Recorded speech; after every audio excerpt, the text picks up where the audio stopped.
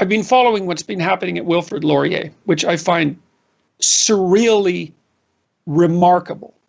I can't see how the university could be handling the scandal worse if they scripted it to be. Can you just just give a quick overview for the people who aren't aware? Well, what happened at Wilfrid Laurier was that a TA, Lindsay Shepherd, was brought in front of what can only be termed a minor inquisition for having the temerity to show 5 minutes of a Canadian public television show about Bill C-16 and pronoun usage. And she was accused of breaking provincial and federal law, violating university policy, and of being a transphobic bigot. And that broke because she recorded the story and leaked it. And I mean, there's been international outrage over this event, and yet the university hasn't, I don't think it's learned a damn thing. In fact, from what I've been able to tell, every move it's made in reaction to this scandal has actually made the scandal worse. And that's very interesting. But, well, one of the side stories is that on that very same TV show, The Agenda with Steve Paikin, the president of Wilfrid Laurier University, Deborah McClatchy, was invited to talk about the university's response to this scandal. And I watched that and I thought it was so interesting to me because Deborah McClatchy has attained worldly dominion, let's say. She's the president of a major university. It's not a trivial position. And then the interviewer, Steve Paikin, who's actually liberal left, I would say, in his fundamental orientation and inclined to be a decent interlocutor, period, and maybe even a friendly one to someone like Deborah McClatchy, he asked her a dozen questions about whether she felt that Lindsay Shepherd had actually made a mistake and what the university was going to do about it. And what was so amazing to me was that despite her position of power and privilege, let's say, so-called, she didn't utter a single word that was her own during the entire interview. It was like there was no person there at all. And what that indicated to me was that in order to attain that position, which was hypothetically, an elevated position in the dominance hierarchy, she had to give up everything that was actually powerful, including her own voice.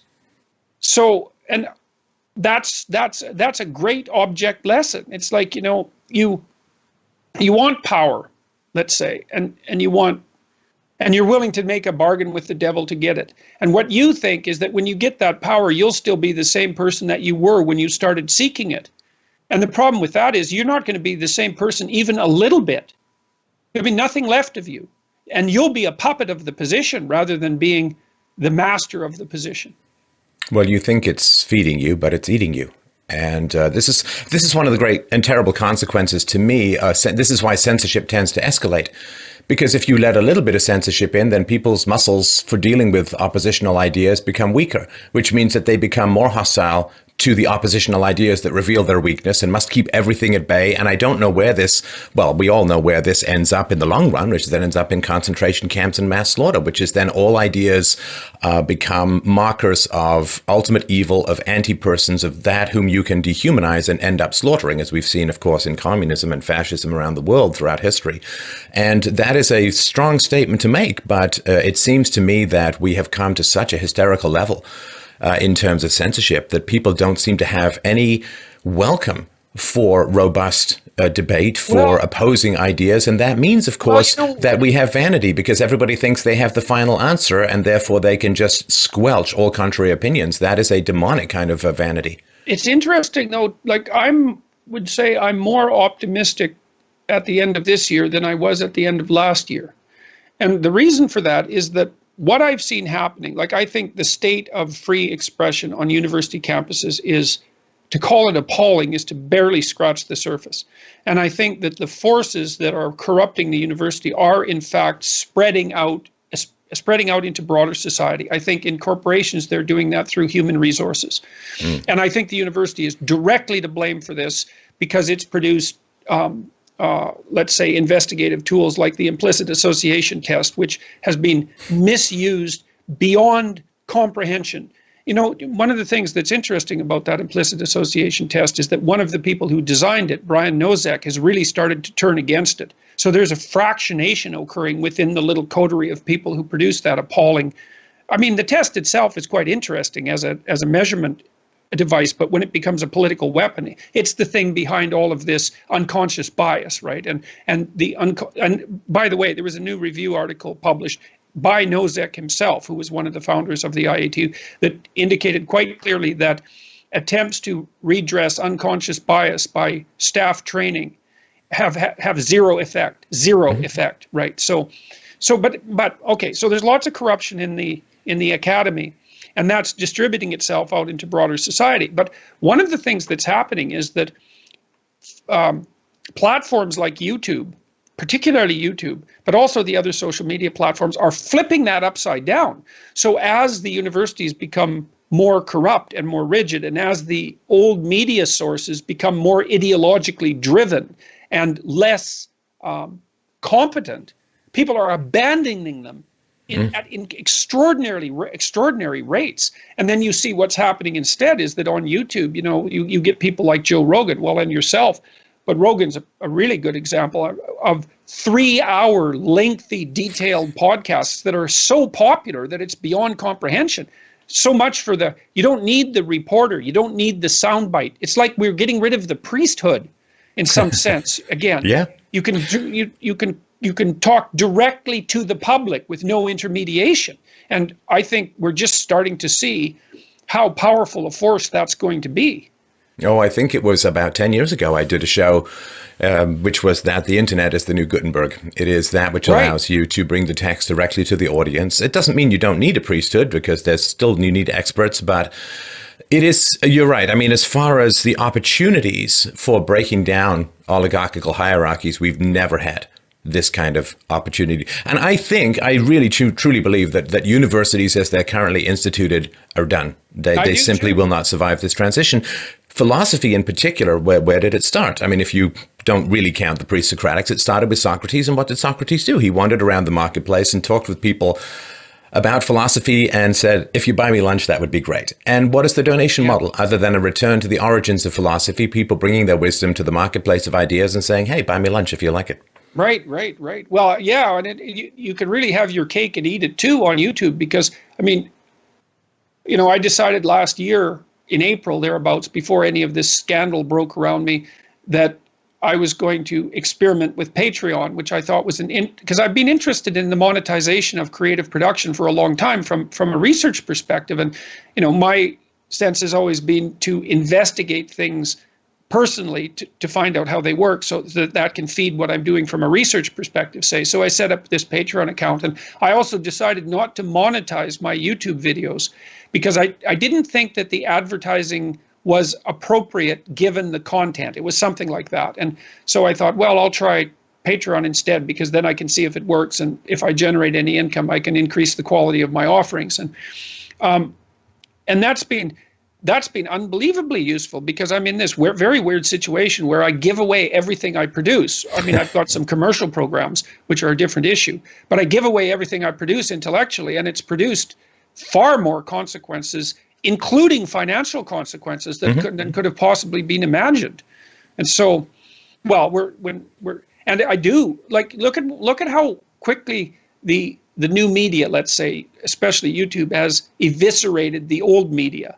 I mean, that's just going to accelerate over the next 2 or 3 years. So I see like classic news institutions or media institutions like CBC, they're so dead in the water, they can't even imagine it. Well, here's a funny thing, and I'd like you to talk about this if you don't mind, Jordan, because it's an amazing perspective that you get when you're a public intellectual. Because the mainstream institutions, I want to speak for you, the mainstream institutions that I've experienced are fairly hostile and negative towards this kind of stuff that we're doing. And the people, though, the people that you're actually talking to are, sometimes positive, sometimes negative, engaged, robust, positive about the interaction.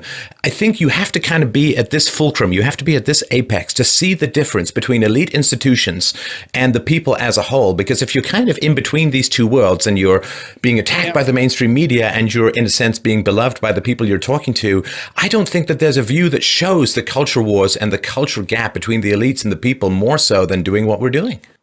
I agree, it's funny too, because I've been treated extremely, I would say, by the mainstream press, and by that I mean I've had stories about me that are so dreadful that they're hard to even take seriously, because it's as if they're written by someone from who I don't understand, by someone. It's sort of like I'd love to meet this evil twin of mine about whom you are writing. And they're so badly researched that even the accusations aren't. It's hard to be offended by an accusation that doesn't even seem like it's about you. So, but by the same token, I've had many people, credible people in the mainstream press, mount extraordinarily strong defenses of what I've been doing, but also of the principles that I've been trying to put forward, and I would say that includes the most powerful columnists and media people in Canada. It's not all of them, obviously, but it's been people like Margaret Wenta and Conrad Black and Rex Murphy, who's who's deadly with the pen and with his voice, and Antonello Artuso, and like a large, and that's not an exhaustive list by any stretch of the imagination, but I mean, I also get the impression from those people, some of whom I've got to know quite well, that they're cast adrift from a sinking ship in a very unstable life raft. And those are people who wielded tremendous journalistic power. They feel that there's no stability whatsoever in their future, because they can see the old media forms rocking and being pulled apart like mad. And the fact that this is happening so quickly to the classic media, to me, indicates exactly what's going to happen to the universities. Their model is so flawed. So I've watched major institutions fall apart, corporations, and I see how it happens, and it accelerates once it starts to happen rather than decelerating. But imagine, it's way too expensive to educate a university student. It's probably 10 times too expensive, about $50,000 a year in Canada and more in the US. It's administratively top-heavy beyond belief. They're producing all these kangaroo courts and emphasis on diversity, inclusivity, and equity at the expense of actual intellectual endeavor.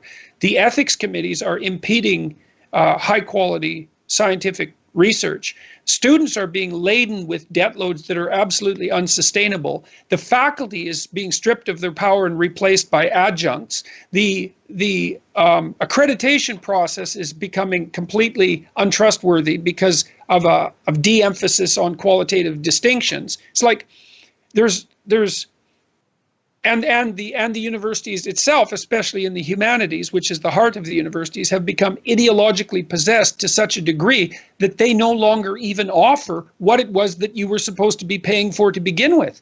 So as far as I can tell, they're done. That's what it looks like to me. So, a huge thing takes a long time to fall over. But you can see, here's an example. If you're in an oil tanker and you see an iceberg in your path, let's say, it's too late to turn, because the thing has so much momentum given its size that you can't make a course correction in time to stop from hitting it. You have to detect it miles or tens of miles out. And that's the same thing, as far as I can tell, that's happening to the universities. Like Oberlin College which is one of the places last year that we really flipped out from a social justice perspective, it's just getting slaughtered in the marketplace right now because students are not going. And that's what's going to happen. As soon as there are viable alternatives, men are already doing this. They're leaving the university in droves. Well, I mean, I think almost everything rots behind the high walls of state power, and this protection from the marketplace.